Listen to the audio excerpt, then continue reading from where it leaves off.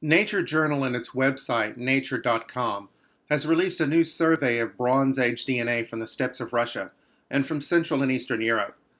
It ties up a lot of loose ends in the story of how the Indo-European language spread from the steppe to Europe. Here's the paper. Population Genomics of Bronze Age Eurasia. If you've seen my series working through the Festus disk in the Children of Proteus, you know that I've proven the Romans are from Crete. I also showed that the Cretans probably spoke an early form of Latin, which is a major Indo-European language. So as you can guess, the Indo-European language has driven me up the wall. Like their Roman descendants, there's no evidence the Anatolians ever had to grapple with an invasion from the steppe or even a migration. Who are these mysterious strangers who sweet-talked us into speaking their language without leaving a snitch of evidence behind that they even existed? I think this paper helps me resolve that mystery. I just needed to fold it in with what I already knew. But first, let's see what I think this paper does prove on its own.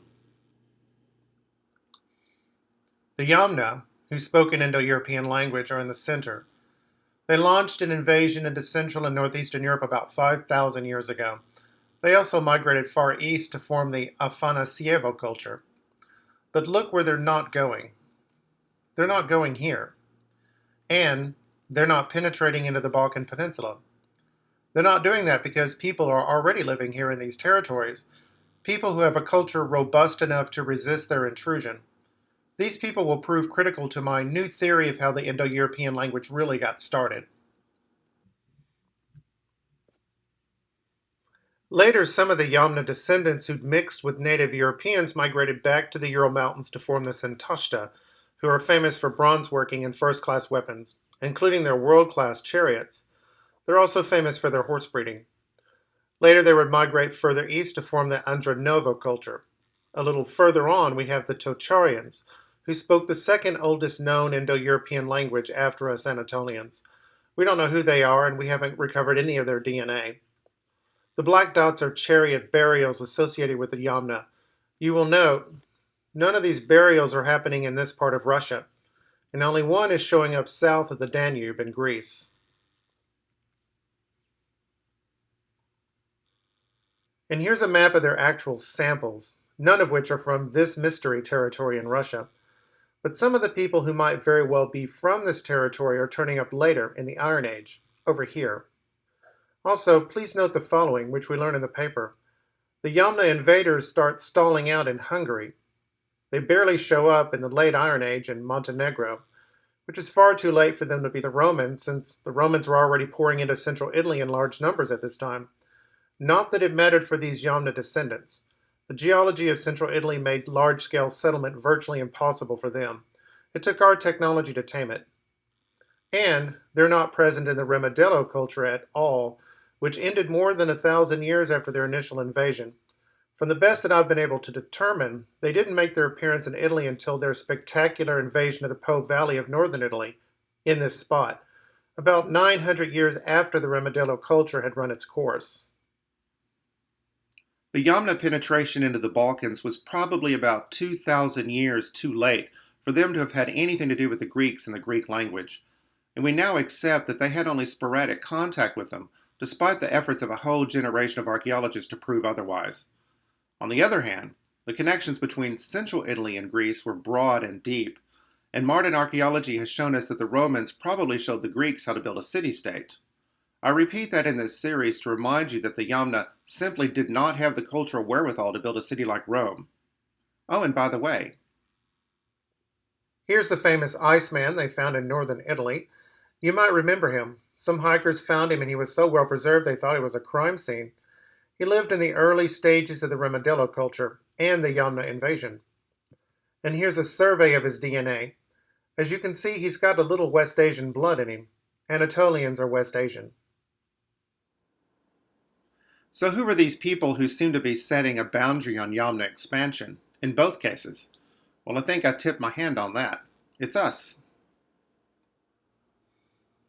When I was doing my work on the Romans, I noticed this group up here, and all those J2A men who surrounded them. But I decided to let that sleeping bear lie. My plate was already full. Besides, I didn't think it was a very big territory, and I'd assumed we were just looking at a bunch of Greeks or something who migrated to Russia to get away from the Muslims. But Russia's huge, and this territory is not tiny. It's almost as big as all of Italy, and almost as green, too. This tells me there was a wave of migration to this territory. And when I saw the map of E1Bs, I could see that whoever these J2A men were, it looks like they'd migrated with some E1B men. Notice they're concentrated in the eastern part of this territory. The J2A men are too. There's a third group here that largely settled in the west. I believe that was a separate migration, however. But before I talk about them, I'd like to point out J2A and E1B men also migrated together in the Neolithic to another well-known territory, Crete. And in a way, we're all island people. Crete is surrounded by a sea of water. Anatolia is surrounded by a sea of mountains. These people are surrounded by a sea of ice. The Js who are largely concentrated in the west are the men with the J2B Y chromosome, who as you can see have their heaviest concentration in the Balkan Peninsula and eastern Turkey.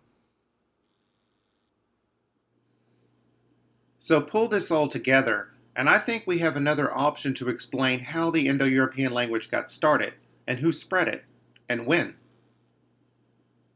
It began down south in Anatolia, spread into the Caucasus Mountains, spilled over into Iran, then catapulted up to the Volga River. Throw in a few more important trading stations, which I'm just throwing out at random, then the inevitable trade networks. Voila! Out of all of that emerges the world's first lingua franca, an international language of trade and diplomacy that took on a life of its own, far away from its original homeland, and looking just like a steppe language when it isn't at all. And it happened so long ago, nobody remembers.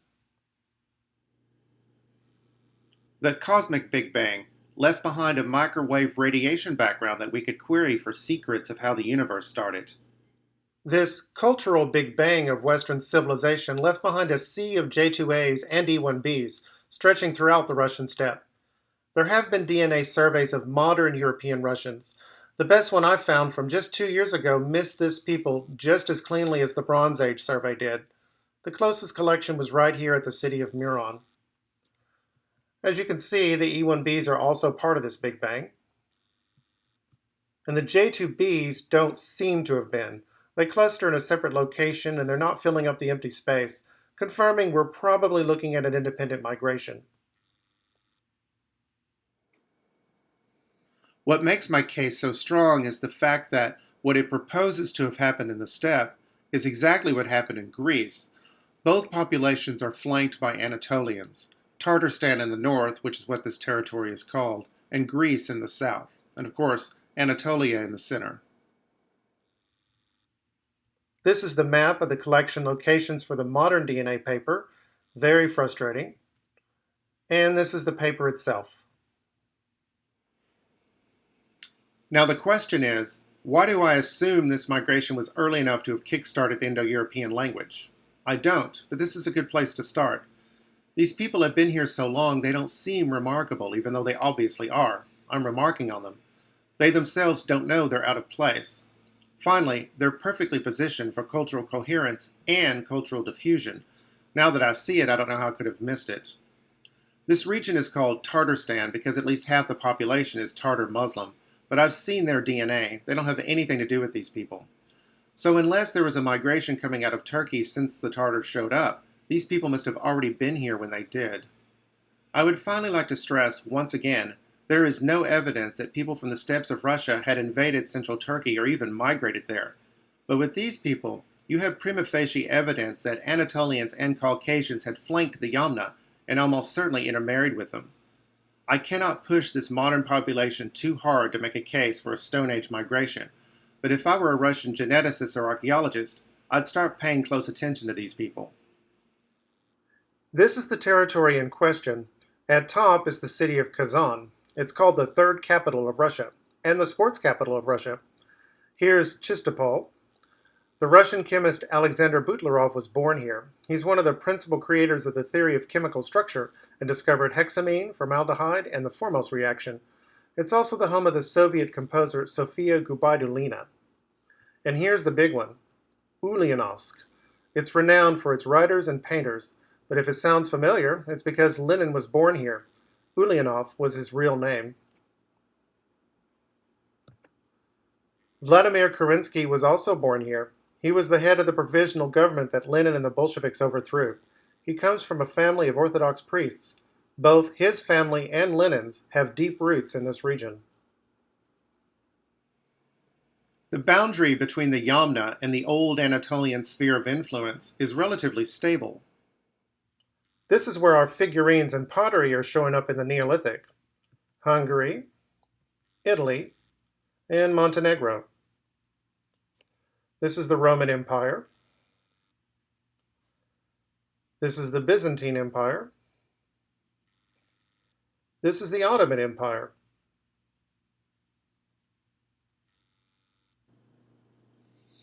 There were two shocks when I first read this. The first, no J2A in the Bronze Age.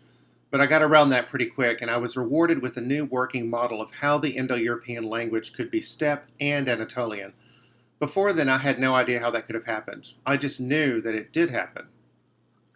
The other's a little more complicated. A previous study had shown a connection between the Yamna and the Armenians, who are our neighbors, and from there they would have had a connection with us. Apparently that connection is not shown up here, but that's not 100% true. One of the samples showed a definite shift towards the Armenian population. They also didn't have any Eastern hunter-gatherers, and without them you're not going to get a good idea how the Yamna got started. But as for their later invasions and migrations, there's a lot of gratifying detail here. I spent hundreds of hours on my last two series, and they held up very well under this new scrutiny. Now, before I carry on and finish this, I'd like to tell a story that's so fantastic it has to be true. It's about my family, but it's also history and is appropriate for this segment and for my last two series. Recently, archaeologists in the Dutch city of Maastricht discovered the remains of my ancestor, specifically the formerly independent municipality of Borgaren. In the field literature, he's known as Individual 15. This man is at least a member of my family.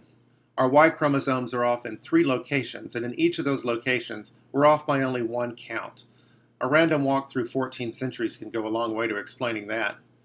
We know enough about him to know that he was a chieftain, and that he was born in the Netherlands, or raised in the Netherlands, but he's not from that specific locality. His grave was found outside of the main house of a Roman estate that's more than 300 years old. He lived about 600 AD. He had apparently married into this family, and from what I gathered, it looks like he was running some kind of government from this location. His daughter is buried next to him. She was 11 years old when she died. During the excavation, somebody got wind of who he was and they robbed his grave. They stole his body and most of his grave goods. But they left behind enough to let us know that he was important. And fortunately, during a later excavation, they found another grave. A young man, 20 to 25 years old, and he'd been interred in a warrior manner probably similar to the way my ancestor was. He's known as Individual 23. Finally, and most excellently, near my ancestor is a man with a J2B Y chromosome. Now, this whole dig was brought to my attention by a man who lives in the Netherlands, in that very city, and his Y chromosome, in turn, is a very close match to that man's. So, that's pretty amazing. There are 2 reports coming out of this. The first came out in 2011, and the second, 2014.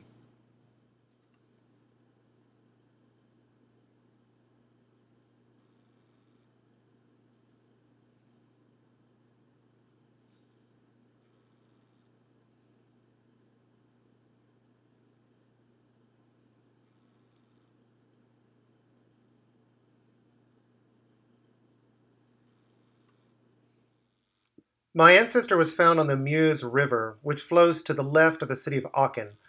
Aachen was full of Romans. Cologne was a colony founded by the Romans. Maastricht itself might very well have been formally founded by the Romans, and it is the oldest continuously inhabited city in the Netherlands by far. The Merovingians started in this dark green region, but eventually moved their capital to Metz. That made sense since most of their kingdom was farther south. As you can see, the home territory is swarming with Roman colonies. Again, this is where my ancestor was found. It's obvious we were the necessary cause here. Without us, a Merovingian revival of civilization would have been impossible. I'm incredibly proud that my family was part of this. But I think there's a good chance the Merovingians were ethnically Roman. My ancestor's site shows active Roman military units were still operational in the Merovingian home base of operations even this late. so there'd be an additional reason to move the capital here. They'd be closer to other Romans. You see that with the J2As. But we weren't the only Romans. Some of the E1Bs were as well, as you know from our survey of the Nature paper.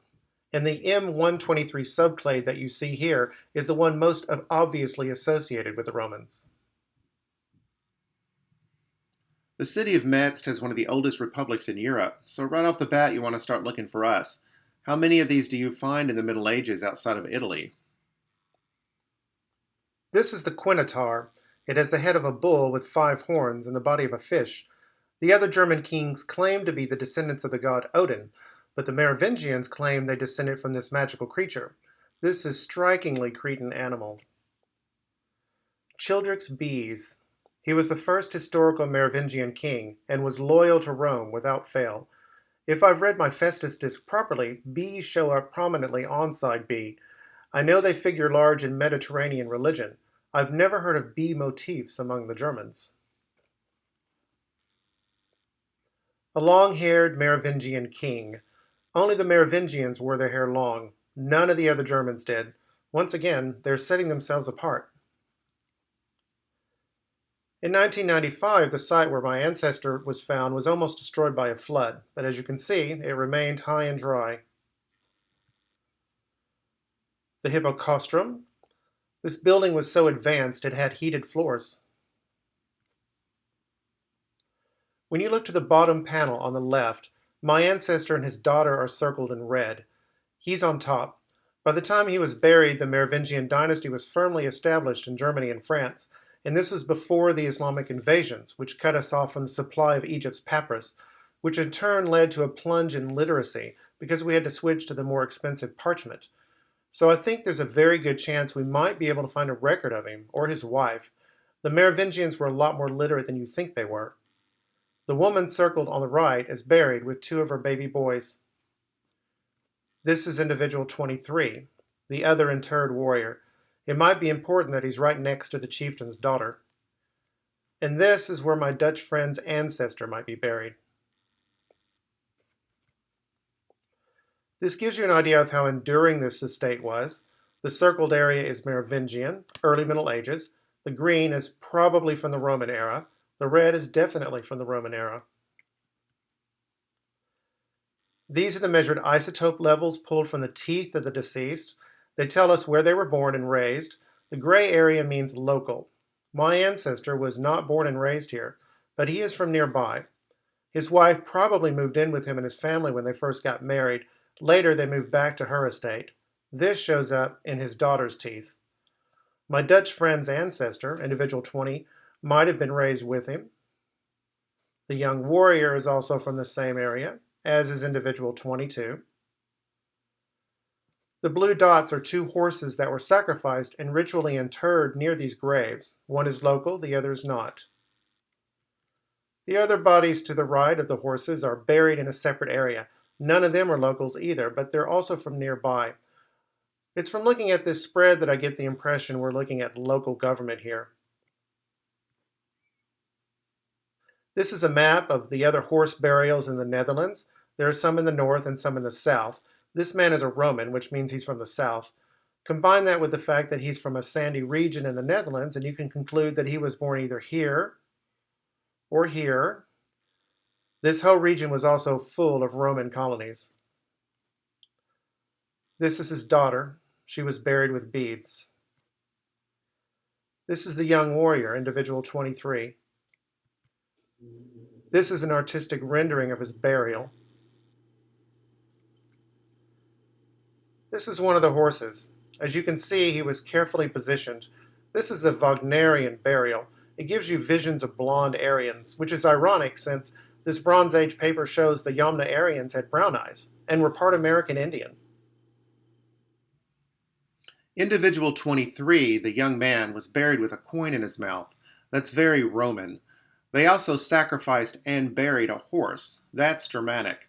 Later it would be associated with the Vikings.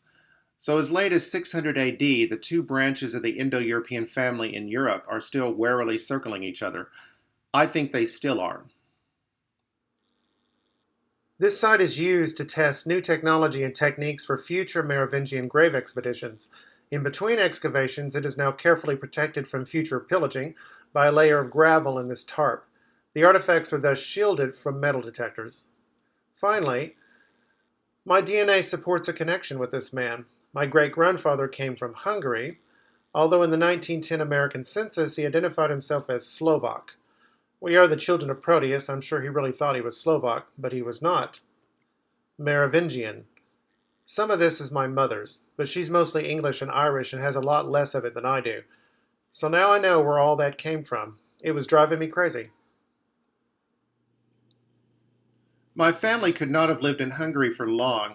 Either that or they were only intermarrying with their fellow Merovingians. I'm happy to report that my great-grandfather moved to America long before World War I started, so he cannot be accused of dodging the draft in the old Austro-Hungarian Empire.